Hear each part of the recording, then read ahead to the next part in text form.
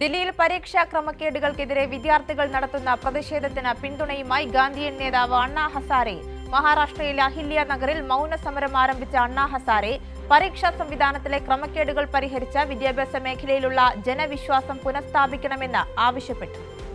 പരീക്ഷാ ചോദ്യപേപ്പർ ചോർച്ച ഉൾപ്പെടെയുള്ള ക്രമക്കേടുകൾ ആരംഭിച്ച വിദ്യാർത്ഥികൾ നടത്തുന്ന പ്രതിഷേധത്തിന് പിന്തുണ പ്രഖ്യാപിച്ചാണ് അണ്ണാ ഹസാരെ മഹാരാഷ്ട്രയിലെ അഹല്യ നഗറിൽ മൗനസമരം ആരംഭിച്ചത്. പരീക്ഷാ ക്രമക്കേടുകളുമായി ബന്ധപ്പെട്ട വിദ്യാർത്ഥികളുടെ ആശങ്കകൾ പരിഹരിക്കണമെന്നും രാജ്യത്തെ പരീക്ഷാ സംവിധാനത്തിൽ ജനങ്ങൾക്ക് നഷ്ടപ്പെട്ട വിശ്വാസം പുനഃസ്ഥാപിക്കാൻ സർക്കാർ അടിയന്തര നടപടി സ്വീകരിക്കണമെന്നും നേരത്തെ അണ്ണാ ഹസാരെ ആവശ്യപ്പെട്ടിരുന്നു.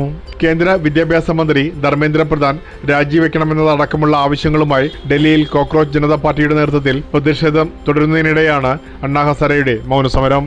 സെൻസസ് ചലോ മാർച്ചിനിടെ പ്രതിഷേധക്കാരും പോലീസും തമ്മിൽ സംഘർഷമുണ്ടായതോടെ ഡൽഹിയിലെ സമരം കൂടുതൽ ശക്തമായി. പ്രതിഷേധക്കാർ ആക്രമണവും കല്ലേറും നടത്തിയെന്നാണ് ഡൽഹി പോലീസിന്റെ വാദം. എന്നാൽ സമാധാനപരമായി പ്രതിഷേധിച്ചവർക്കെതിരെ സുരക്ഷാ സേന അമിത ബലപ്രയോഗം നടത്തിയെന്നാണ് കോക്രോച്ച് ജനതാ പാർട്ടിയുടെ ആരോപണം. കനത്ത സുരക്ഷാ സംവിധാനങ്ങൾക്കിടയിലും ഡൽഹിയിലെ പ്രതിഷേധം തുടരുകയാണ്.